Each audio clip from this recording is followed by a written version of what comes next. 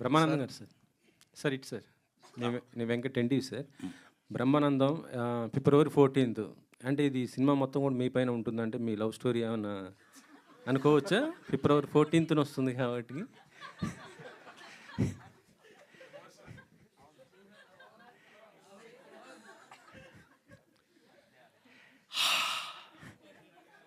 వెంకటరెడ్డి గారు, మీరు నేను మాట్లాడుకోవాల్సిన మాటలా?